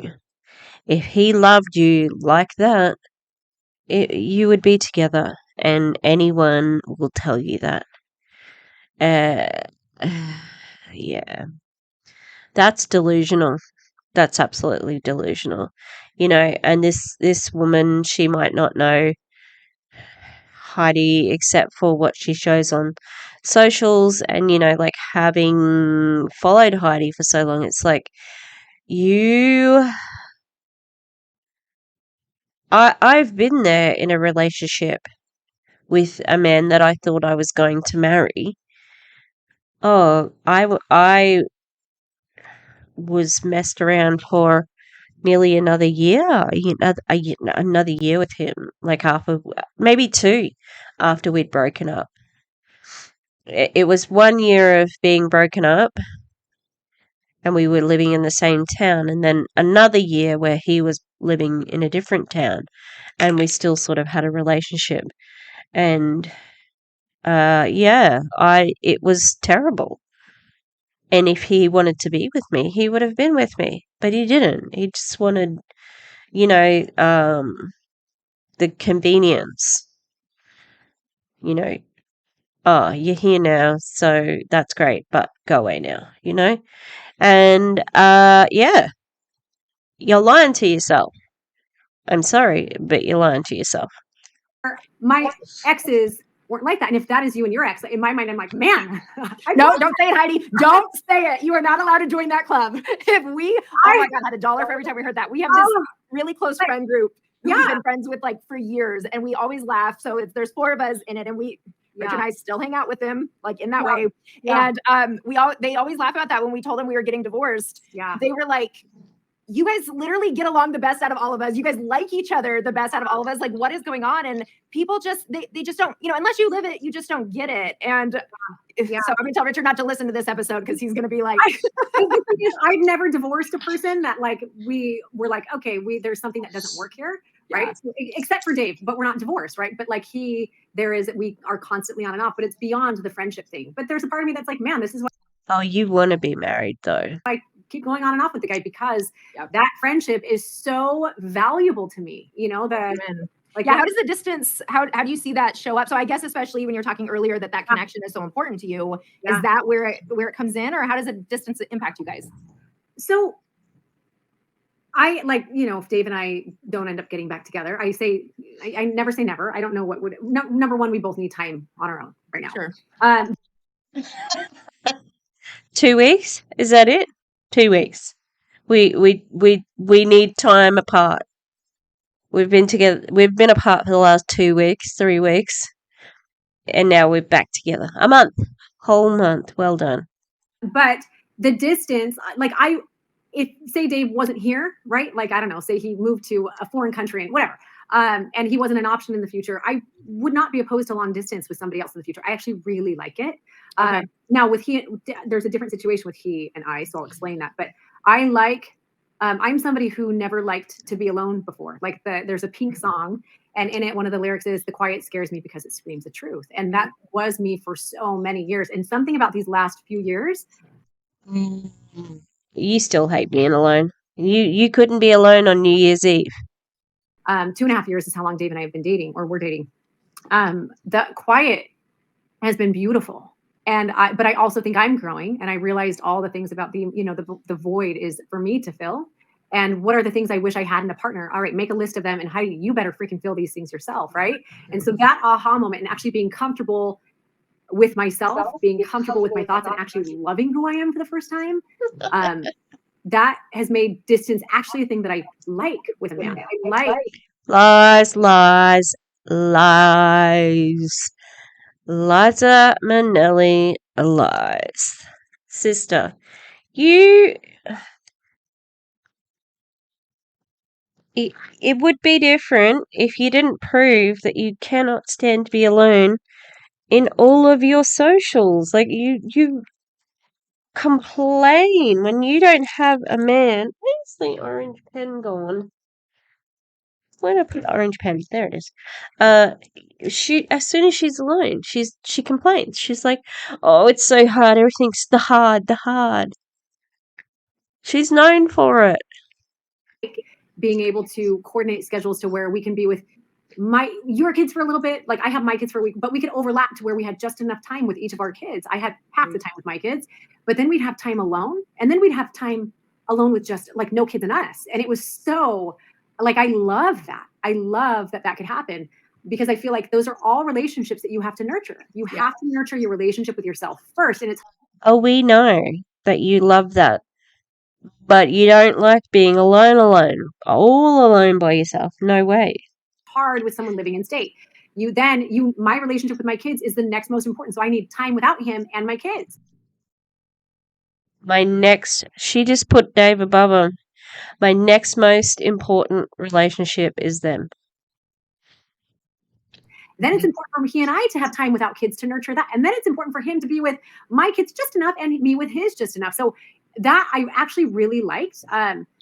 But distance became hard because for him, she likes distance. She just said it. I had an aha moment with some anxiety attacks that I was having that I believe was I think I knew it was over with me and Dave, and it was hard for me to accept it. Codependence, right? Oh, damn.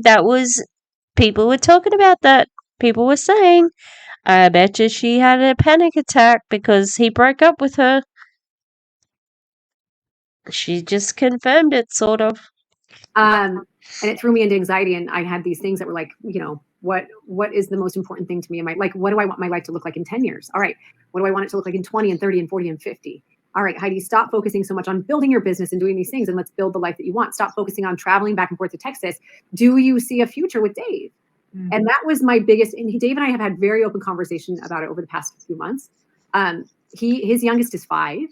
My youngest is 9. And so the reality set in. I knew, like, when I think of my life in 10 years, all my kids are going to be out of my house, all 4 of them. Mm-hmm. And I want to feel like I have worked toward building. How old is R? She's 9. She might not be out of the house. She'll be 19. Like, I don't know if they're not making any money on their own, and because the oldest son thinks he's going to be a rock star. It's like not playing Heidi's Show Up Summit. Jesus.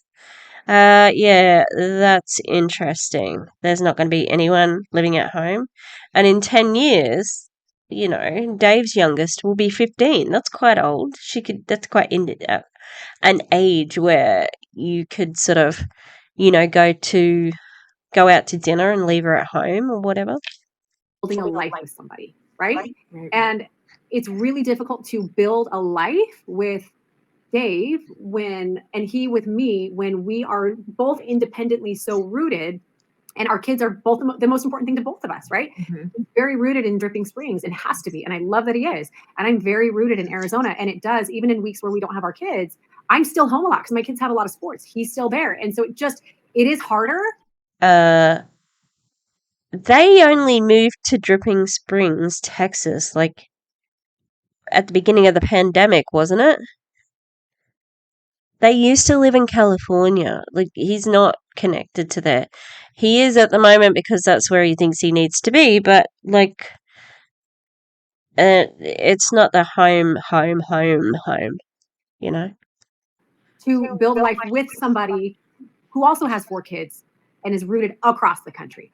That's really what it boils down to with he and I. Yeah.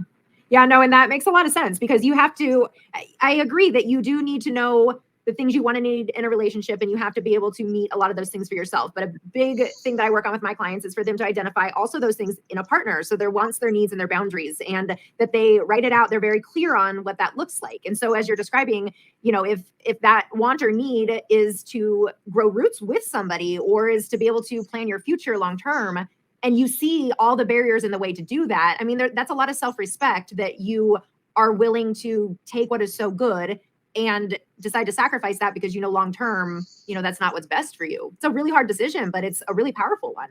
Yeah, and I do think if this person is a therapist, I'm really glad that Heidi's talking to her. What does it say? Dr. Liz.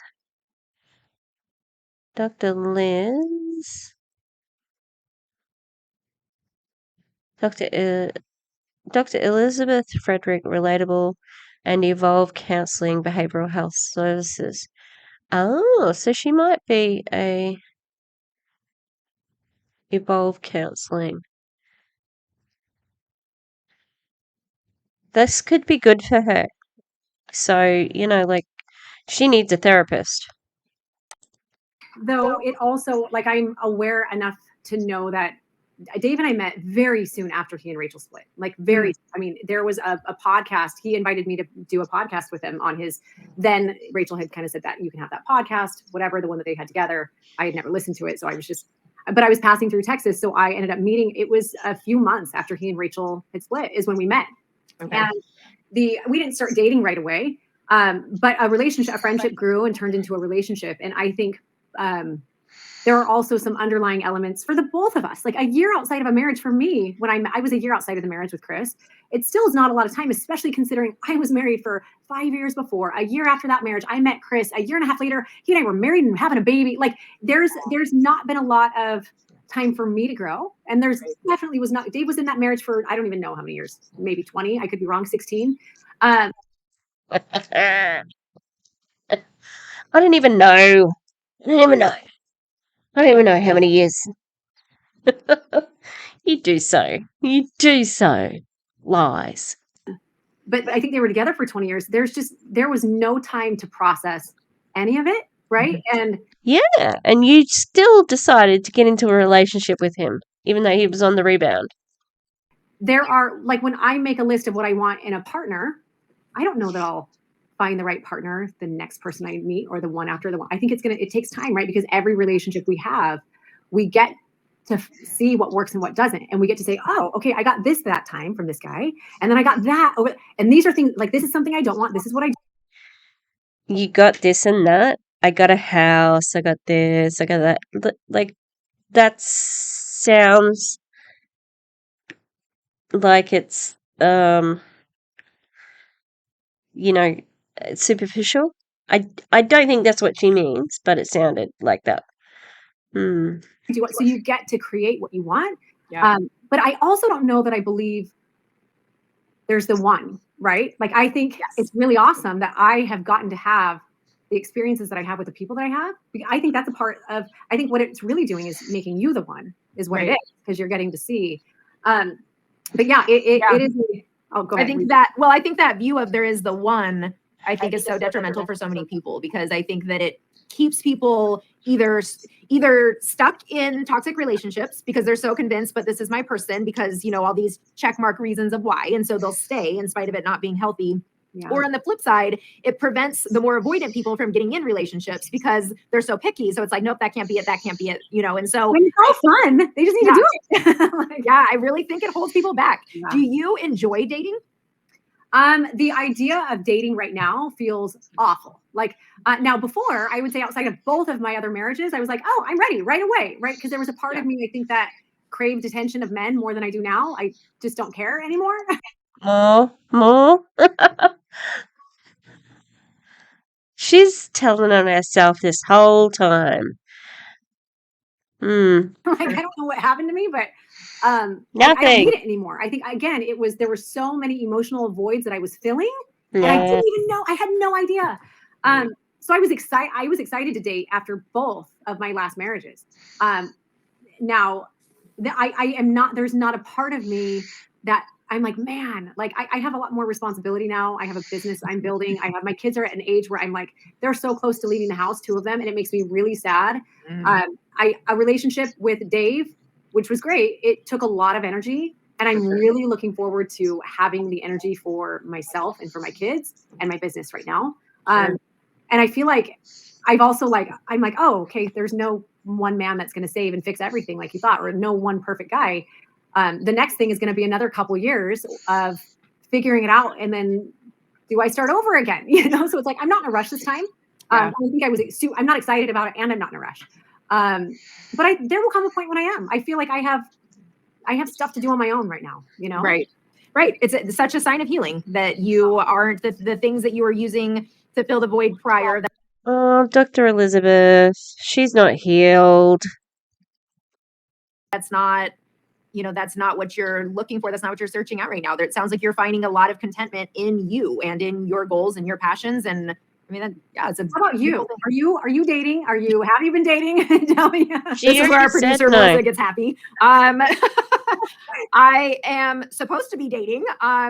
Supposed to be in the sense we had a dating coach on a few episodes ago. That is like, I was like, I didn't realize this was going to turn into me working with a dating coach, but I'm on apps. Not that I use them. It's such a joke. Like I don't, and then obviously Instagram, there's plenty of DMs that go on. So like the opportunities are all there, but I'm probably falling the category of like the one. And so I don't believe in the one, but like the idea of being super picky, right? So just being really selective. Like it takes a lot to pique my interest. And because I am so career driven and I'm so obsessed with my kid, to your point, like in order to pull me away from either one of those things, like it has to be it has to be worth it. And it hasn't been found as of yet. So I think that's really good. You and I are a little bit different I love that you're so picky, right? I am because of my upbringing and because of some of the things that I went through, I can love anybody. I'm not kidding you.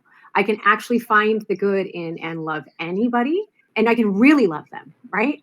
Whether it's toxic, abusive, anything.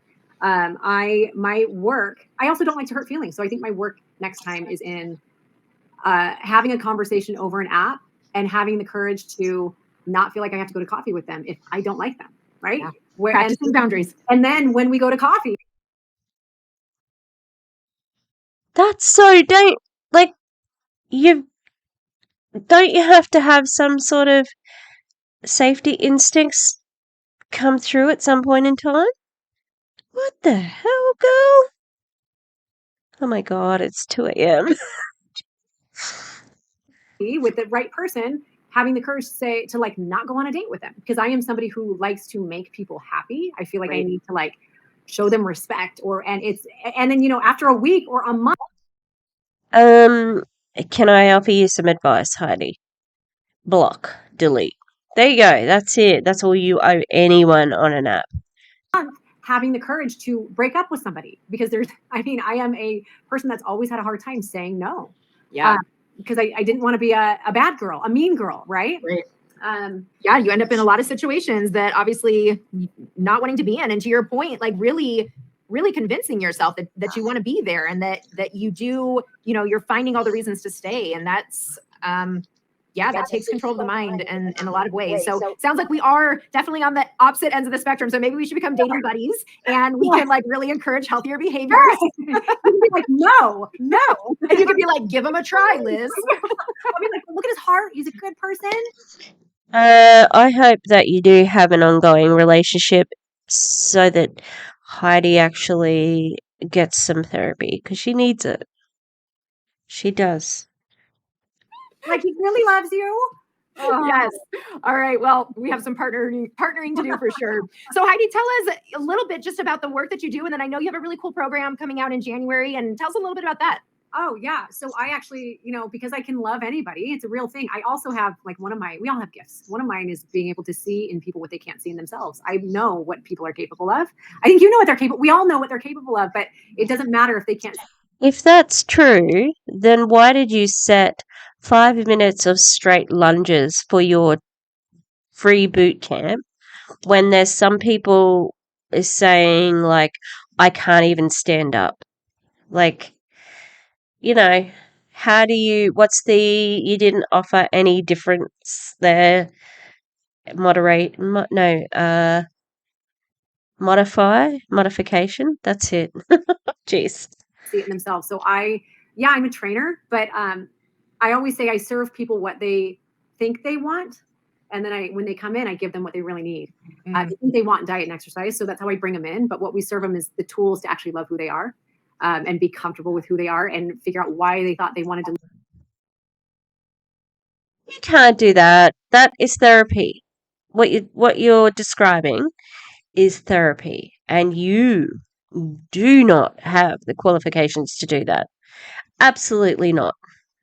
And you shouldn't be trying to, because you don't have the qualifications. Being on a TV show and thinking that you're an empath is not a qualification.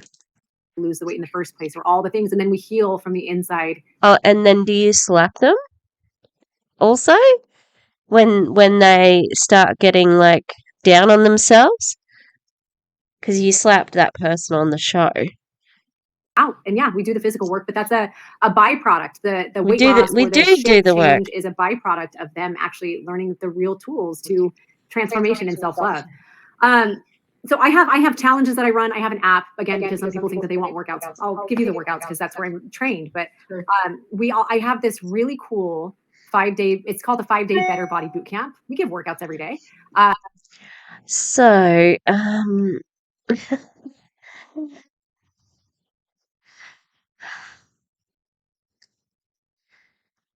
I give them the workouts. If you wanted to do life coaching, you could do that. I mean, like, I'm on the anti-MLM side of the universe. Are there a lot of coaching programs out there? Oh yeah, there are. And there's, some pretty high profile coaches that do free Fridays and free, like master classes. Okay. They're not personal trainers, so they don't offer any exercises. So if you just wanted to do that, you would. But you don't just want to do that because you want them to lose weight because that's where your bread and butter is. That's what you think that is like that's what you value the most. Because when you're in the challenge, they look up to you. And it's you that's on the pedestal as like, look at Heidi, she is the picture perfect of what we need to look like to be valued in this life. So, and that's pure ego. But what we give more than anything is every single day. I say, give me 5 days for 5 minutes a day. These are people who have tried and failed and tried and failed and tried and failed. We've all been there, right? And when we That I was in that thing. I didn't do any of the exercises, and it's not because I didn't try and fail, try and fail, try and fail. It's because I was getting like information for this video. That's why I was in the group. And there were people in there who had already had weight loss transformations. I saw some stories, Ugh, she's disgusting. Like, no, that's not what it is. It's a funnel. The 5-day better boot camp, blah, blah, blah, is a funnel for her actual program that she charges for. we try and fail over and over and over, we end up hating ourselves. We hate ourselves. We don't believe we can do anything. We're like beliefless. And so my thing is, give me 5 days. Give me 5 minutes a day for 5 days. Let me teach you a nutrition tip and a 5-minute workout, super easy. And then I'm going to give you a life lesson that will help, a perspective shift that will help you look at everything differently and help the diet and exercise that you choose, help it stick. Because otherwise everything's temporary. And this 5-day Better Body Bootcamp, we have one starting January 2nd. It's completely free. And it is the most magical thing. I poured my heart and soul into it. And it helps people see that they are worthy and they are capable. And it helps. She did not pour her heart and soul into it. She reused almost all of the previous boot camps images. Like, even some of the dates weren't changed. Like there were. It was, and then chaotic Zooms where she was unorganized, and then she started coaching people live, and I don't think so. I don't think so. If that's what your heart and soul is, then I don't want it. Helps them begin to believe in themselves again. And then the sky's, I'm not kidding, some of the transformations that we've had that started with that boot camp are insane. Oh, That's so starting with the boot camp, but then going on to the program.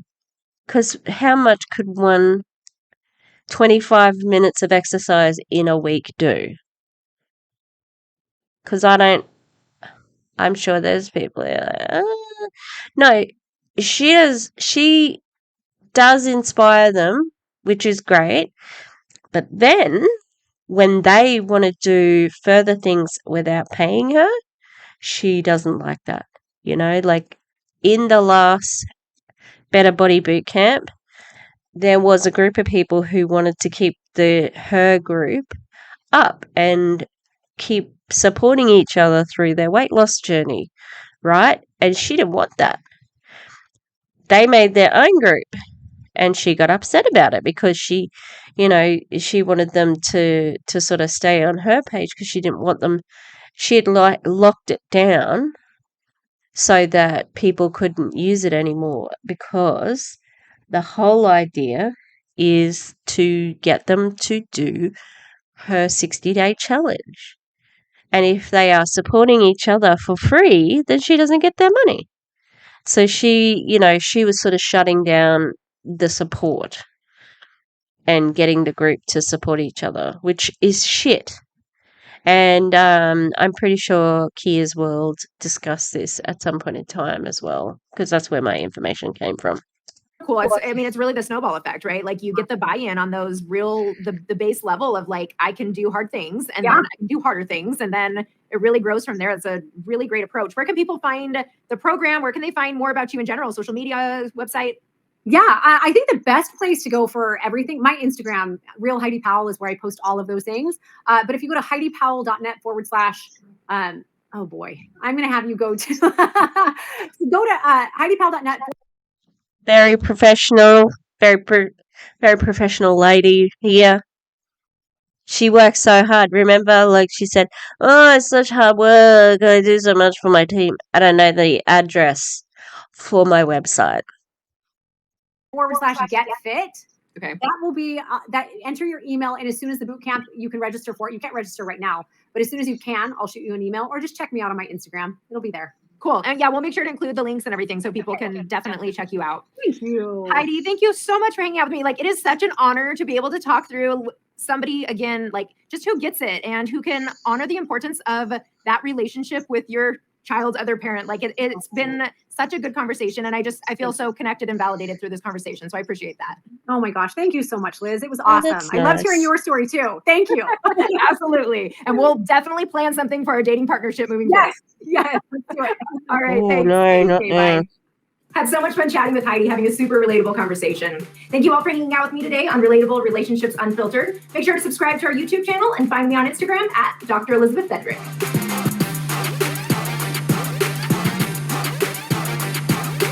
It's on autoplay.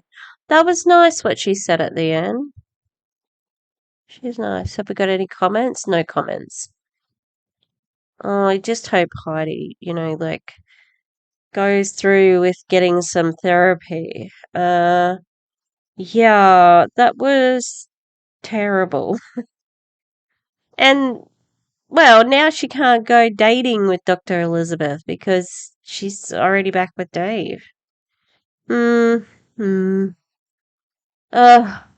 She's such hard work, and it's all just lip service. It's all for the money. We get all the relationship stuff. We get all the drama. We get all the kid drama so that she can make money, in my opinion. All right. I'm going to leave it there because I have been talking forever. I want to have some dessert and go to bed. All right. Have a good one. Please like and subscribe. I'm going to be covering Heidi a bit more this year because I called this BS out. She's taken advantage. So that's the other thing too. Okay. The amount of people I saw in this group who were just devastated not to be able to do it was ridiculous. Sorry, I do have another screenshot. Because I just, like I said, it made me so sad to read these things about them, like, just, it was, like I said, it was their last effort, All right, so this one, I'm 307 pounds. Exercises are difficult for me because of weight and a torn ACL. I took my measurements today. Is the 60-day challenge for someone like me? And, like, people were like, yes, I'm like, that's so sad. Like, it's not for you. She's not an obesity, like, expert. It's so terrible. Oh, yes, I must do that. Awakens, still shipping out the wrong thing. Yeah, it's just, she's grifting. And the other thing, the 2023 is going to be the year of calling out other white women. Stop it. Stop using your privilege to take advantage of people. That's what I'm here for. All right, have a good one, everybody. I didn't finish Mr. Cutie Pies. And I only finished Peaches. Hers is finished. And then I've got, this is going to be Willow's. And I still have Cujo's blanket because I've got to give it to them. And then Lavender, I'm going to redo.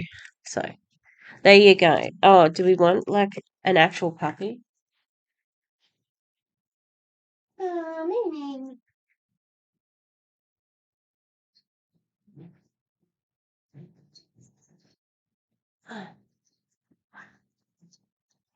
Here's Miss Lavender. Oh, Miss Lavender was a bit sick yesterday too. I don't know what they ate that made them sick, but oh,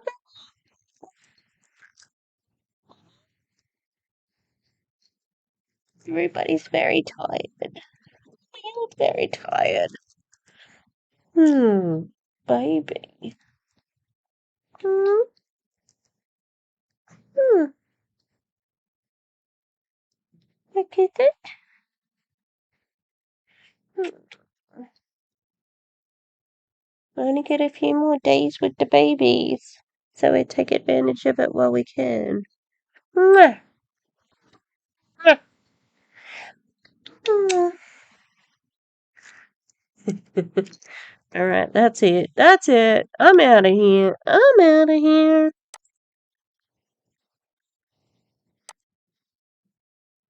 Bye.